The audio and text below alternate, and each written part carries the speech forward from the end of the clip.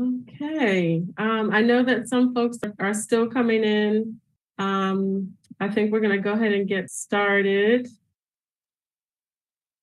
I first just want to welcome everybody to tonight's training. My name is Vashon Maltsby.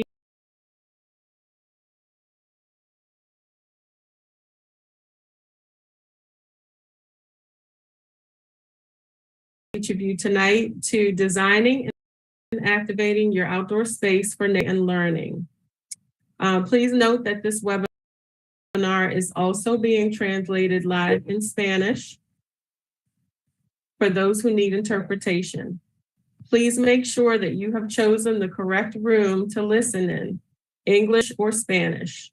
Both versions of this webinar will also be recorded and emailed to participants along with a copy of the presentation at a later date. Please note that all participants' microphones should be muted. This webinar will begin with the presentation and end with a question and answer segment as well.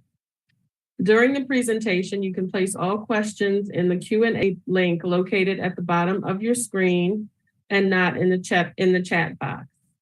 Panelists and LIFT staff will do our best to answer all questions, and any questions that are unanswered will be answered in a follow-up email. Before we begin,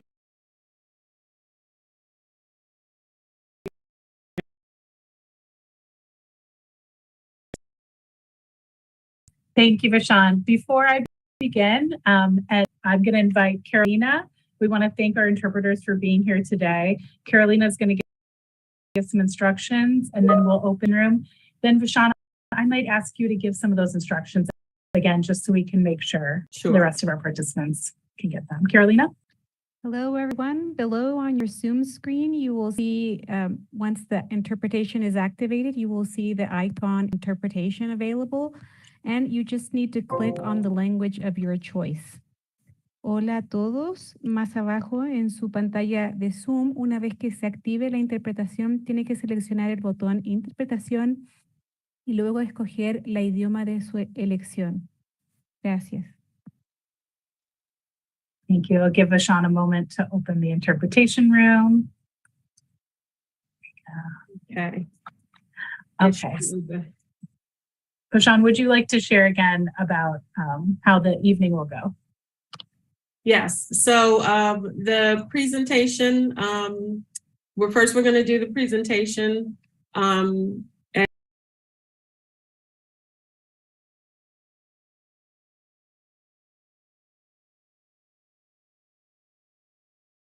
like to make a comment, and then there will be some at the end for answering questions as well. Just want to remind everybody to make sure that you are in the recording in progress. Sure that you are in the correct room to listen to the presentation, English or Spanish. Great. Thank you. Well, good evening, everyone. My name is Laura Jackman. I'm the Deputy Director of Early Care and Education at the Low Income Investment Fund, also known as LIFT. We're so happy that you have joined us tonight for this presentation on designing and activating your outdoor space for nature, play, and learning with the Early Childhood Health Outdoors team at the National Wildlife Federation. Thank you again to our interpreters who are helping out in the Spanish room. We will share links to all of the documents that are referenced in this presentation in a follow-up email, and we will also share the slides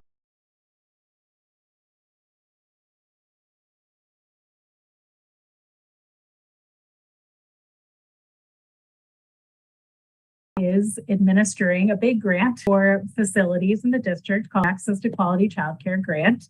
We're very excited to be doing this grant again in DC and have the opportunity to fund some really incredible spaces for young children and families and teachers.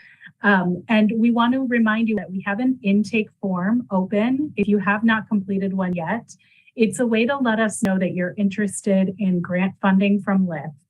Right now, the facilities grant, Access to Quality, is open, but we will have others soon that are focused more on operating support and the continued recovery from COVID-19.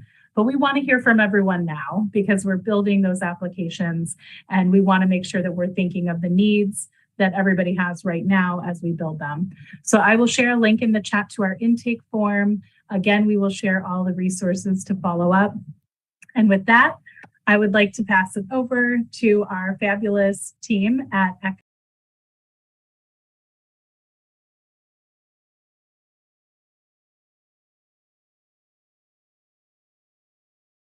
I'd like to get us started.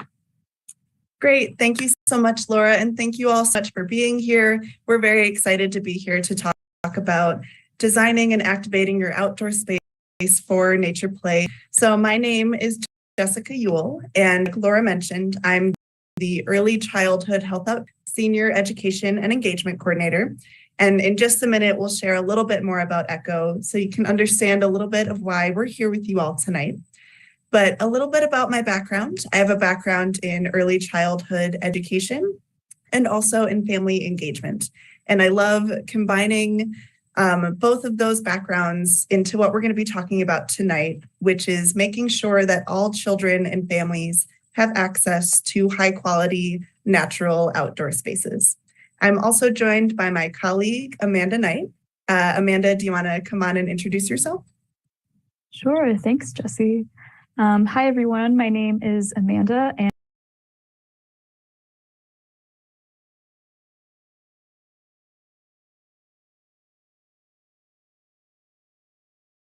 my role with ECHO is working with childcare programs, schools, and communities that have public spaces to really help them reimagine their outdoor space and help co-create place communities to transform their outdoor space. So thanks for having us. Great. Thanks, Amanda. So just to share a little bit about what we will be talking about with you all tonight in this general topic of designing and activating your outdoor spaces, we'll give a really brief introduction and overview to ECHO and the National Wildlife Federation. And then we're really going to dive into how to design outdoor spaces for best practice. Then we'll go over some site examples from programs we've worked with, and we'll finish up by talking about implementation and how to actually get started if you're hoping to make improvements or changes to your outdoor space. We'll finish up with some additional resources, and then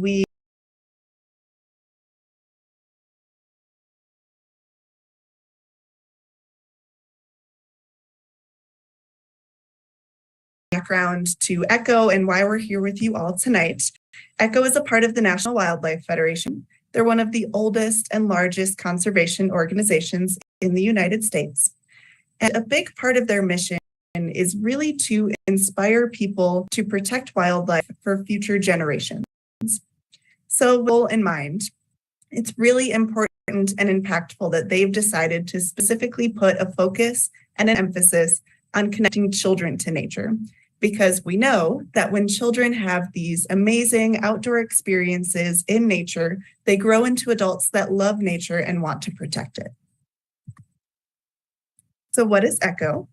ECHO stands for Early Childhood Health Outdoors, and our goal is to ensure that every young child experiences nature daily for the health of our kids, communities, and planet.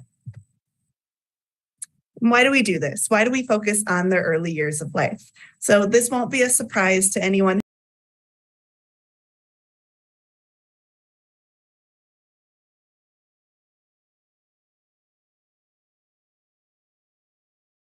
neural pathways are developed within the first 5 years of life. So we just know that this is a crucial time period in a child's life for their child development and their well-being. We also know from years of research that nature is good for children. It's also good for adults. It's good for all of us. If we can make sure that children are getting that daily time outside in their nearby nature spaces, it can lead to these really amazing benefits. It can lead to increased physical activity, improved risk-taking abilities, reduced stress and sickness. I even feel that as an adult, if I'm feeling really stressed during a day, even just getting outside for a quick walk or just being outside in the fresh air can really help reduce some of that stress. So it can really have amazing benefits. And we want to make sure that all caregivers and families and providers have what they need to make sure that children are getting that time outside every day. So just a little bit about our approach.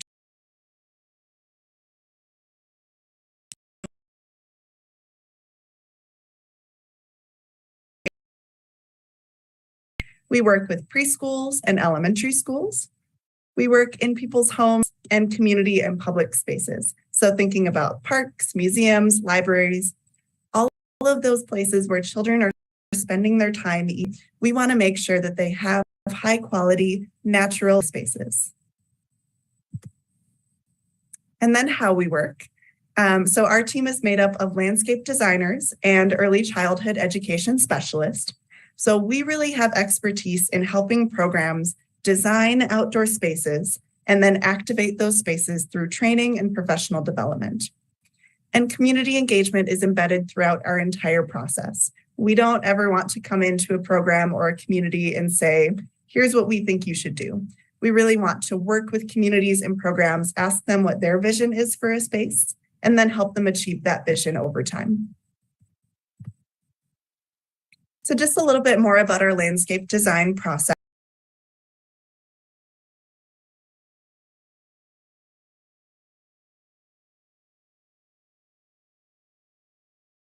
Looking at a space, taking measurements, seeing what's there, maybe what's not there, seeing what areas are sunny and shady, where's the water access, and all of that into mapping. Then after going through design workshops and engaging with staff and families and children, they create a schematic. So that's the big illustrative plan that shows a program's long-term vision for their space. And then we also help with action planning. And we'll talk a little bit more about action planning later on when we think about implementation. But essentially, action planning is taking that long-term vision or big picture and breaking it down into smaller, more manageable chunks. And then our activation support. So that includes providing professional development offerings and trainings. We really want to make sure that teachers and families and anyone who's spending time with children outdoors feels confident and comfortable engaging children in outdoor play.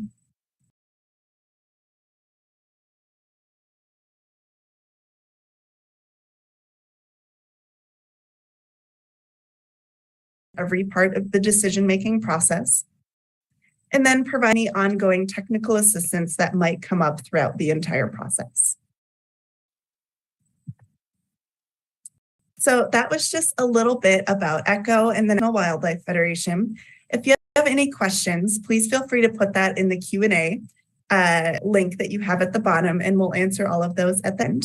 But before we dive into best practice, we just wanted to do a very quick reflection activity. So I believe you all have access to the chat. I would love if everyone could just take a moment and think about what was your favorite outdoor space from childhood. Think about that and go ahead and type that into the chat. What was your favorite outdoor space from childhood?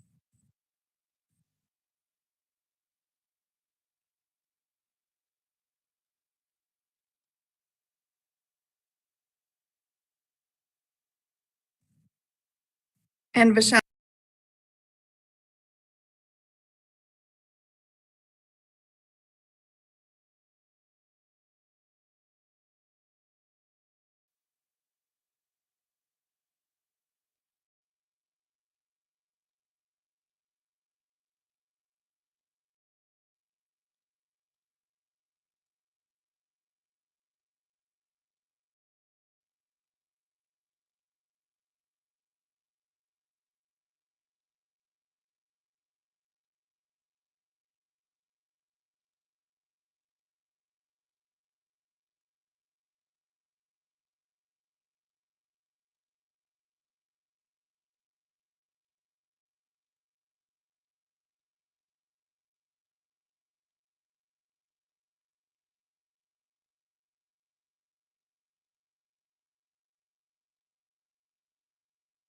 encourage everyone to go ahead and just think about what space you're thinking about in your mind.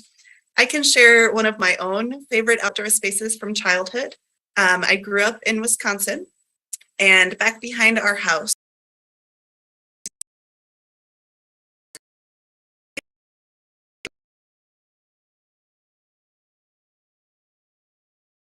creek with fallen logs. We would sometimes fall into the water. And it was a place that I felt like, I could be independent and go where my imagination took me, even though I was very close to home. So that's my favorite outdoor space. And I hope that you all have that thought or memory in your brain. The reason that we ask a question like this, oftentimes when we start our trainings or our workshops, is because tonight for, our hour and a half together, we're really going to be thinking about how can we create these engaging natural outdoor spaces for young children. So with that in mind, it's really important for us to think about why that's important to us as adults, why that was important for us to children, so that we can make sure that we're helping the children in our care be able to make their own memories and have their favorite outdoor spaces on their own as well.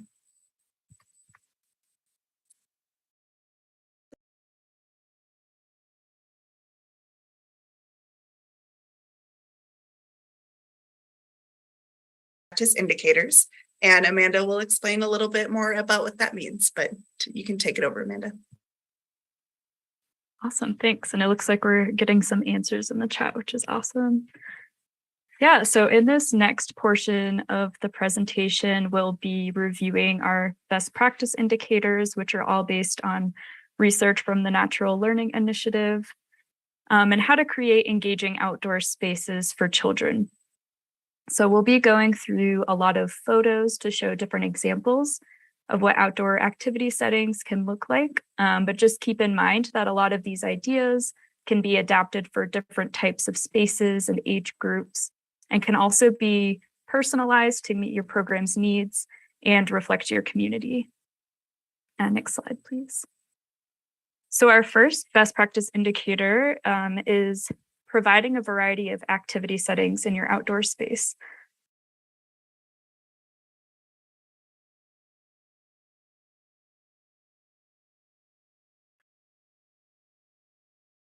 And physical activity opportunities outside.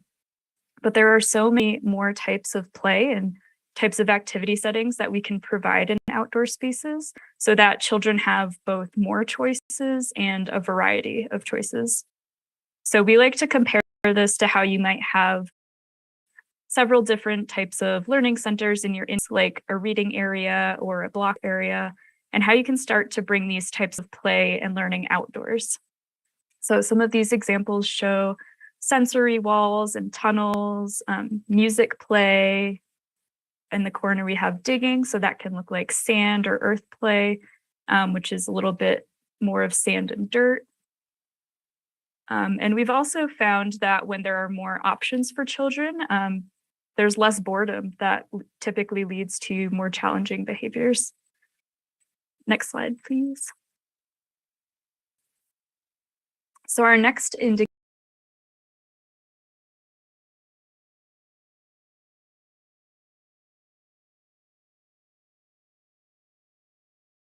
outdoor space that connects all of your different play settings. So we think of that as similar to how a hallway would function inside of a building. So research also shows that having a looping pathway can increase physical activity through wheeled toys or running around the space or going from play setting to play setting. And so these three examples can show what that looks like for different age groups. So from left to right, we have preschool, toddler, infant. In the preschool space, you can see that pathway's a bit bigger, provides room for wheeled toys like trikes so that friends can ride next to each other, and starts to connect all of those different settings around your space. In the toddler space, still having that room for wheeled toys and running around, still learning how to move at that point. And then in the infant space, while you may not necessarily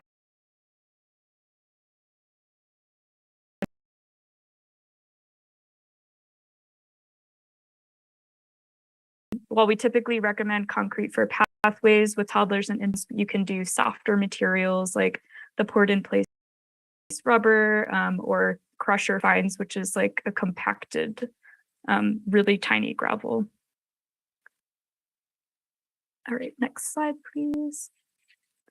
But we also know that pathways, especially concrete, can be expensive and there's not always room for them in different types of spaces. So you can also think about creating secondary pathways like stepping stones or those tree cookies in the photo, using mulch or that crusher finds to make a pathway. Or if your hope is just to have an area for wheeled toys, you can also do just a smaller pad of concrete or hard surface. Next slide, please. So the next indicator is providing a diversity of shade throughout your space. So shade is really important in helping to keep play settings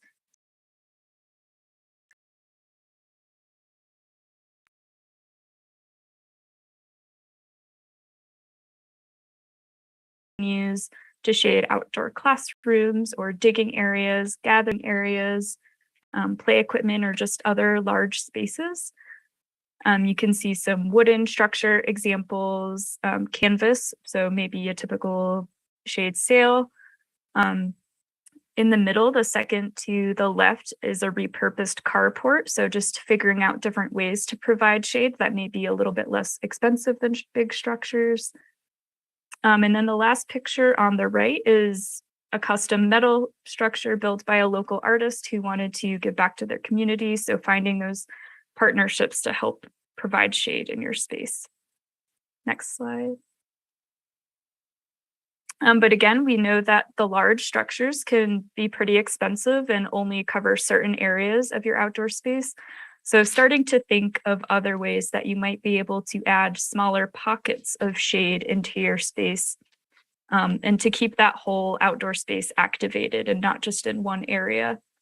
So trees can provide really great shade. You can also create smaller nooks or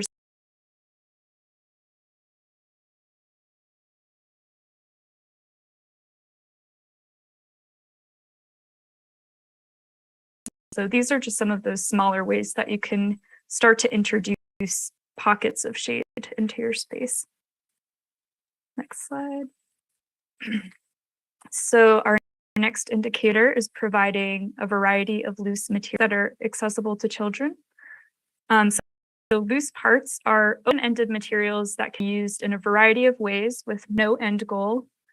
Here you can see some natural loose materials like bark and twigs, sticks.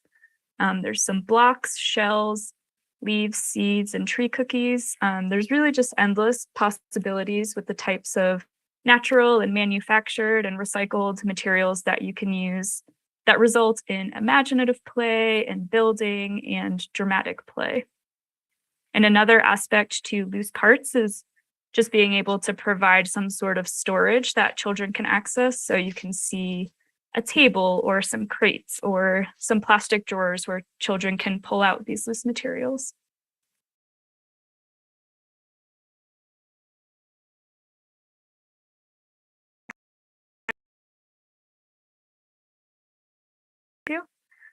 Trees are really great because they can provide many different types of benefits. This can include shade again, loose parts like the leaves and bark in the last pictures, but they also provide many different learning opportunities and sensory experiences that help children understand and connect to the natural world. So you can imagine the feeling of sitting under a tree and watching the leaves, hearing the wind through the branches, and talking about the growing process and the seasons changing and other ways that you can tie trees to your everyday curriculum. And that first picture shows how trees can even turn into their own little activity setting areas by creating a small nook space where children can feel like they're tucked away in their own little world. Next slide, please. So trees can also create really nice spaces when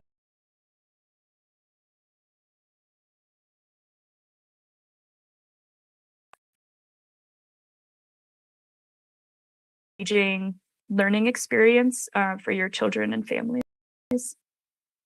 Next slide. So keeping on the plant theme, having other types of plants in your space, such shrubs and grasses and flowers, can provide a lot of the same types of sensory benefits as trees. So things you can touch and smell and see, and they can be a really great way for children to engage with nature. So these specific pictures can show how you can plant grasses and shrubs around pathways. And in the next slide, you can also have plants in small containers. And say you don't have great ground to grow in, you can put plants in tires or raised beds, garden boxes, or in window boxes along fences to start to provide those experiences with flowers and sensory plants.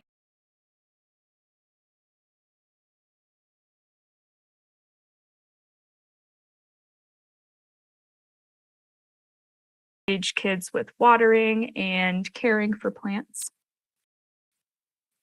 So next slide, please.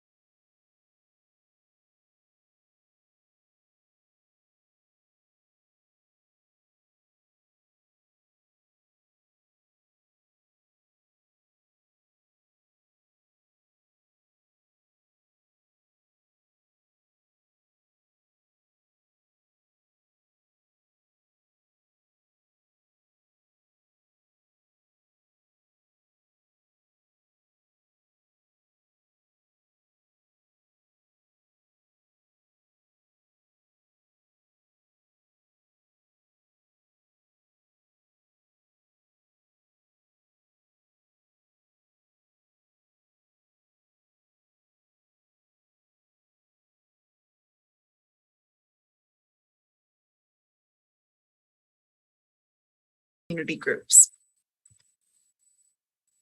So one resource that we will have available for you after this training is our community asset mapping worksheet. And this is just something that we use as a tool with programs to really start looking at who's in their community and who can they partner with to go through this journey together. So you can see a little bit, it just goes through different types of community partners. So for example, it has neighborhood associations, any faith-based groups, the Scouts, local schools. And it's, again, just a really good tool to help you to start thinking about how can I engage with my community and how can we really partner in an authentic way. So again, we will share this document afterwards.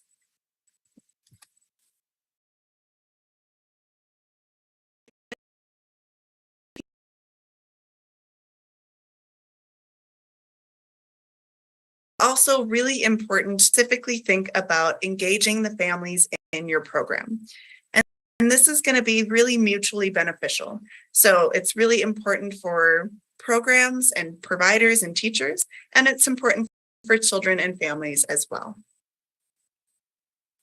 So when you're thinking about engaging families in that process of improving your outdoor space, really the main idea is that families should be seen as equal partners in the decision-making and throughout the entire process. So that means that they should be involved throughout each step. So there should be a space for them to share their voices and ideas. They should be able to learn about the project and how it's progressing and what it looks like, and then ultimately be able to help build out the space as well. So that really is going to create this shared ownership and partnership that's going to be really important throughout this process. So I'm just going to share a couple of photo examples.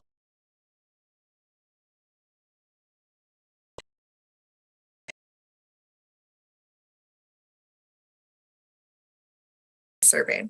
So this is just a screenshot of one part of a survey that our programs often send out to their families. And you can see that it just asks families a few different questions.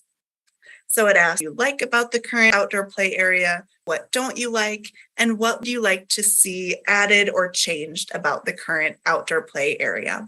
So it's really simple. It's just a way to start gathering ideas, get families thinking about the outdoor space, and really provide a way for them to share their voices.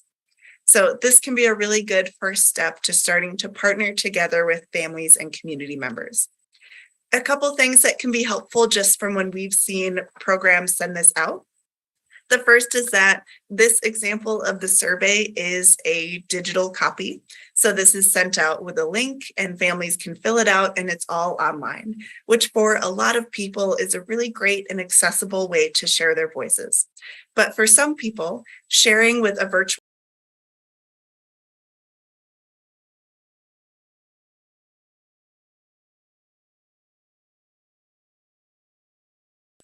and then always thinking about making sure that surveys and resources that you're providing throughout your journey are in the language that your families speak. And we've always found that to be really important as well. So this is another example of a way that we've seen programs engage with their families throughout the process. And this is a photo from a child care center. And you can see that they created this bulletin board as a visual way to communicate with families and share their journey. So you can kind of see it in the middle, but they have their full schematic design plan up on the bulletin board to share what their long-term vision is for the space. And then they also had photo examples and details for families to see, this is the goal for what is going to be happening in my child's outdoor space. So it's just a really nice way to visually connect with families and provide that opportunity to communicate.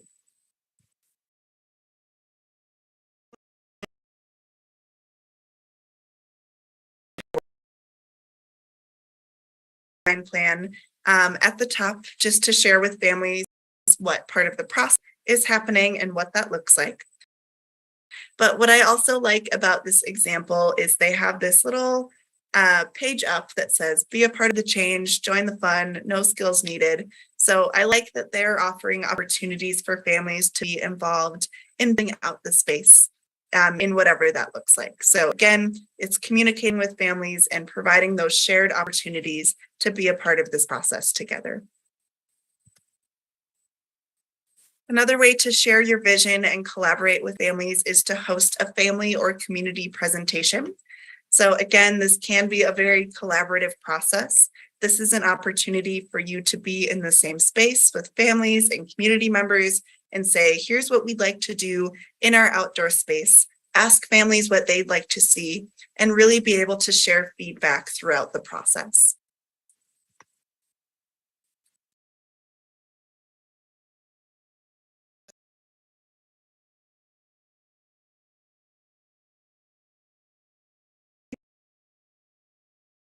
First of all, it's that families are sitting in their child's room where their child is spending time each day. So I think that that can be a really special thing for families to do, to really be in a place where their children are being cared for and learning each day. Another thing that these programs did is they actually took the participants and families out to the outdoor space during the community presentation so that they could all be in the space together. They could talk about what the plans were, ask for feedback, and they really made it that collaborative process.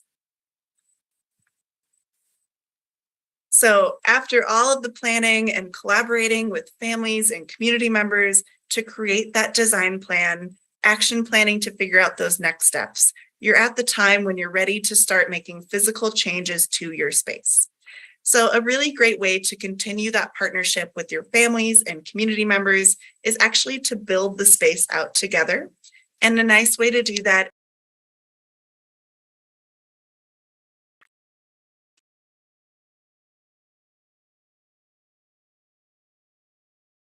So obviously your families, we just talked about that, but you could also invite corporate groups, the Scouts, local businesses, any student groups,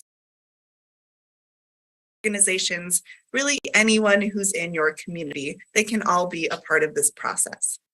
What I do like to always just note here is that as we talked about, it's really important to establish that true and authentic relationship with your families and with your community partners.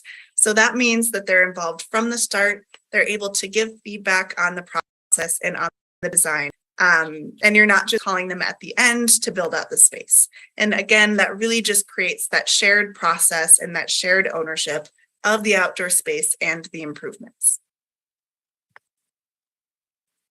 So just thinking about how to host a volunteer build day. Again, this can be a really great way to make changes and have that communal event or experience all together. So if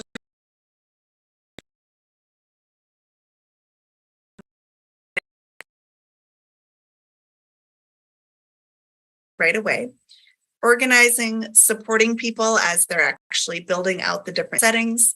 You'll want to think about installation. And then also we really like to emphasize cleanup because it's so important and you don't want to just have 1 or 2 people left at the end of the day. So prioritizing cleanup is always really helpful. Some additional tips and tricks for hosting a volunteer build day. We always recommend having a sign-in sheet with contact information. Again, that's really important for sending thank yous and creating that continued relationship with community members. You could think about having liability waivers just in case. We always recommend making sure you have enough materials and tools. So that's a part of that planning process. Thinking about all of the different settings that you'd like to make in the volunteer build day. Just make sure that you have everything that you need because there's nothing worse than 2 or 3 people needing shovels and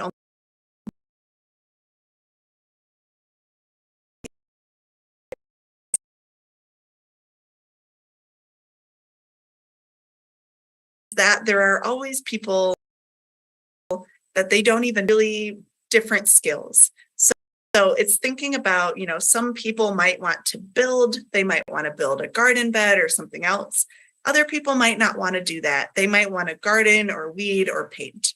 So thinking about those different skill sets and also distinguishing between contract labor that needs to be done by contractors and just volunteer support that anyone can help with. since we're thinking about, places where children are cared for and spend their time, it's always good to provide childcare if you're able to, so that families are able to attend and have their children have a place to go. I already mentioned allowing ample time for cleanup. So again, just remembering that that's going to be an important part of that process. And then think about installation. So sometimes at a volunteer build day, you might be creating different settings that aren't ready to be installed right away. So just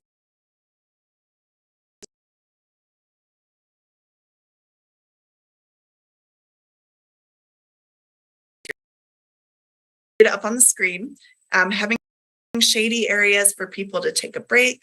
That's just going to help keep people comfortable while they're helping out in your space.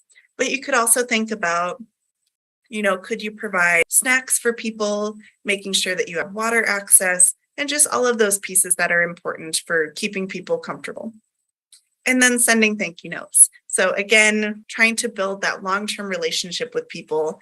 Thank you notes can be a really nice thing to send out to people who have really been helping you build out this space. And just a reminder, again, with everything that we're talking about, this is an ongoing process. We do think about change over time. This is not something that'll happen right away, but we also know that small changes can make a really big difference. So when we're thinking about volunteer build days, when Amanda shared all of the different examples of the different programs we've worked with, it can feel a little bit overwhelming to see programs who've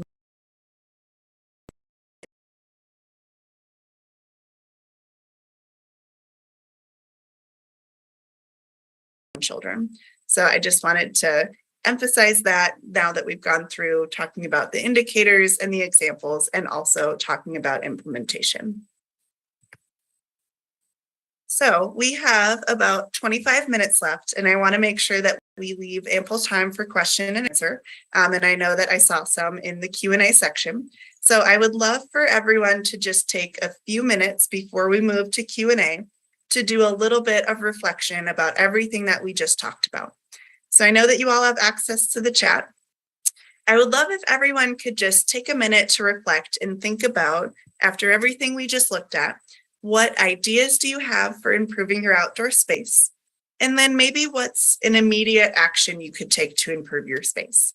So don't feel like you need to type a lot, but if you'd be willing to just type a thought or an action item into the step or into the chat, or just something that you'd like to do to your outdoor space.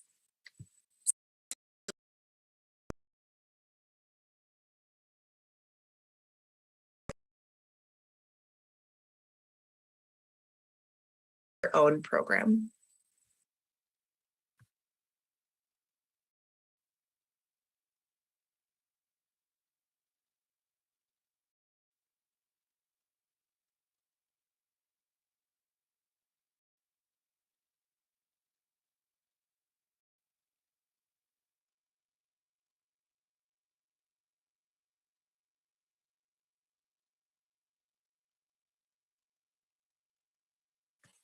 And just want to confirm, I know I've seen people commenting. Do folks still have access to the chat? Yes, here they come. Okay, perfect. Yeah, I know it takes a minute to type your thoughts, so just wanted to double check. But please feel free to go ahead and post your thoughts in the chat, just a little bit about your reflection of what you'd like to do in your outdoor space, or if there were any ideas that really spoke to you. And we'll just take another minute to reflect.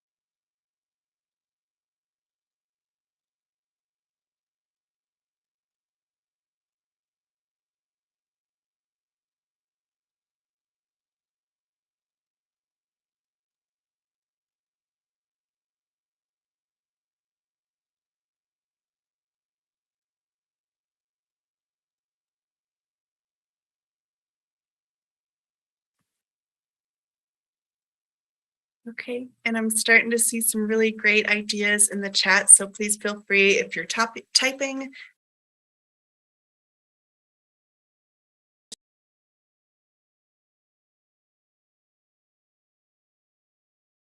Opportunities, grass and flower pots. I already have my plan ready, that's great. Adding more shade and planting boxes and natural play materials. Get some garden beds into DC programs, absolutely.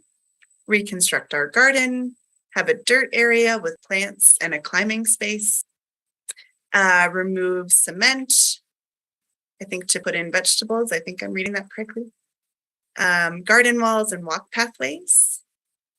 Artificial grass and reconstruct my garden. Create a mini garden. Oh, thank you. I think removing the cement and planting vegetables was a translation. More gardening opportunities and climbing space. Increase playground space. Create a mini garden, vertical garden, gross motor space. Yeah, these are all really great ideas. And I think this is a question.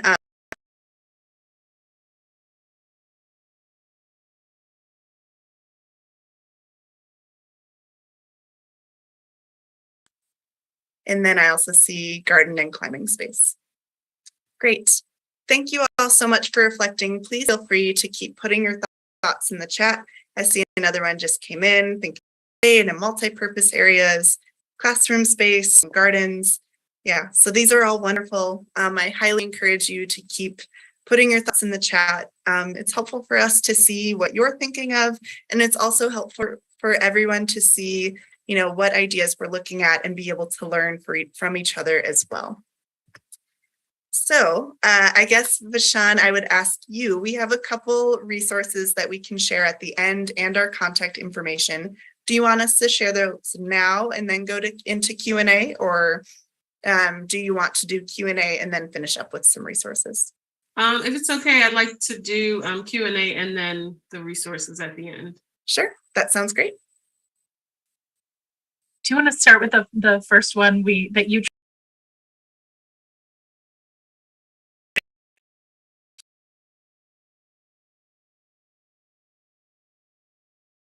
that I don't have? In general, we know that we need to look for plants that might be toxic and make sure that those are not in spaces where children can access them, because we know that children put everything in their house. I would say that this is a little bit specific by where you live and what your state is, because obviously things grow in different places. So I know in Colorado, we have some resources about, non-toxic plants and a resource for that. I would think that exists in every state, but I would have to do a little bit of research on that. But Amanda, do you have any other thoughts on that? Yeah, so everything you just said, but I also use this resource online. I will put the link in. So this online database for plants are specifically plants that you can use for play and outdoor space.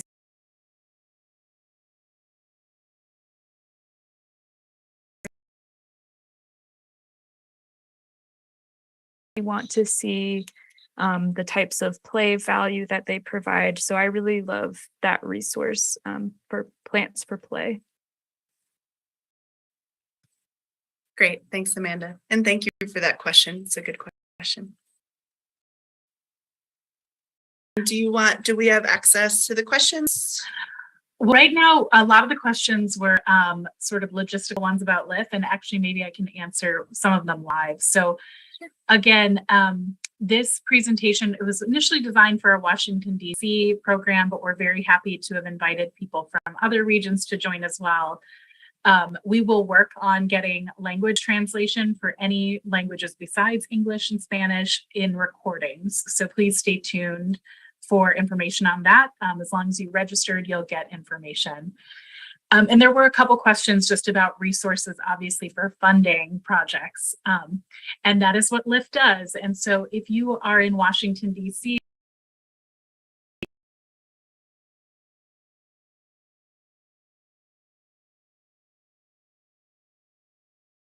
offices where we can route you to the appropriate people who can explain the different products we may have available based on your geography.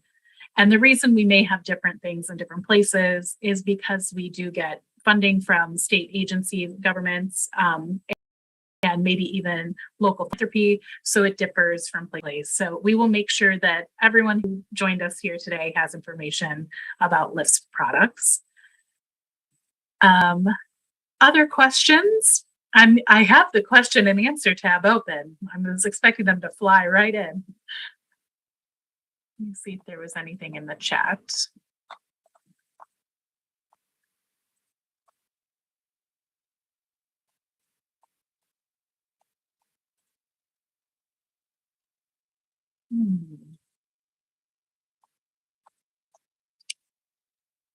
I don't see any more coming in. Do you want to talk a bit about the resources and maybe the people who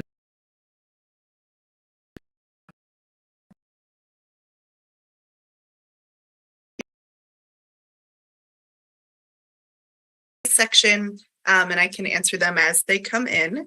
But in the meantime, we just wanted to share a few additional resources and also our contact information. So this is our website.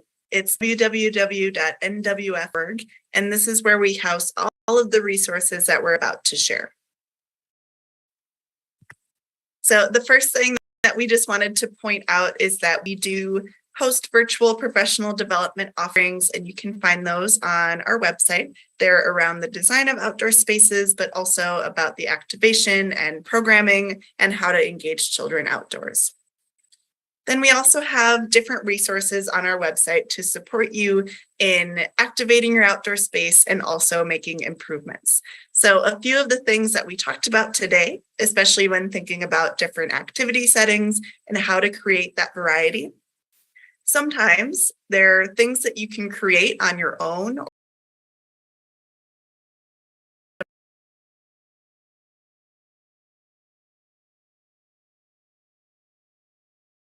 We have them for a variety of different settings. The one on the screen is logs, but we also have mud kitchen, other settings as well. And it really just gives instructions on, what do you need to create these settings? And then how can you make them? So that's a really helpful resource, and it lives on our website. The other resource that I just wanted to mention is called Nature Play at Home.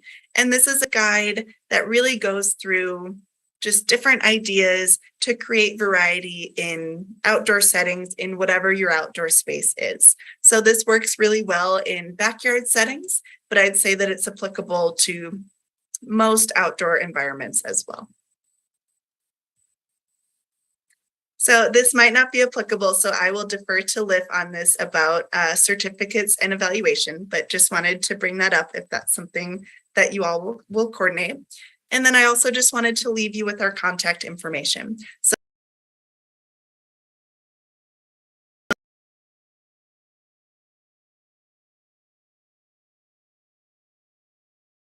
please feel free to send us an email if anything pops up afterwards, or if there's anything that you would like to share.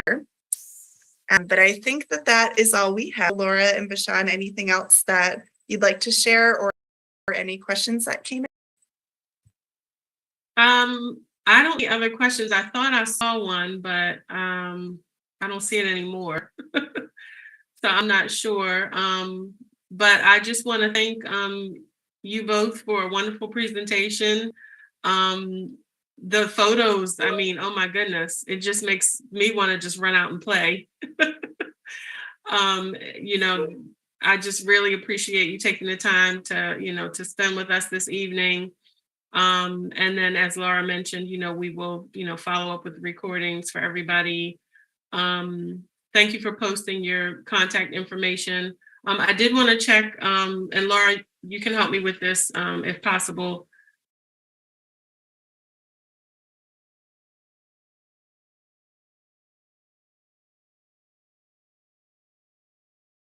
Grant opportunities or help with finding spaces, if we can provide that information for them. I do have some. Typing it in the chat as we speak. Awesome. Okay. Thank you. Yeah, so I think I know that someone did ask a question about, like, getting verification that for PD training, professional development. So Jessica, if you could just touch on how they can get a certificate or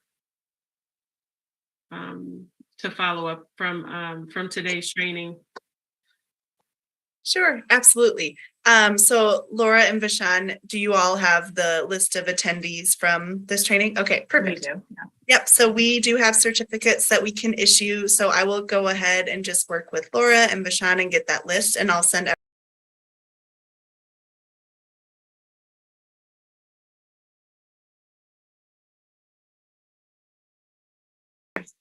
Great, thank you. There will be a survey at the end of the training. So if providers would be so inclined to kind of let us know how we did, and if you think there are things to do better, please let us know. We all want to work to improve as much as we can. We want to continue to thank you for what you do for children and families each day. And we also look forward to supporting you. And we hope that you all have a great evening. Thank you so much for joining us. And thank you for having us. We're so happy to be here, and it's been great getting to chat with you all tonight. So thank you so much. Awesome. Thank you, Jessica. Thank you, Amanda. Bye, everyone.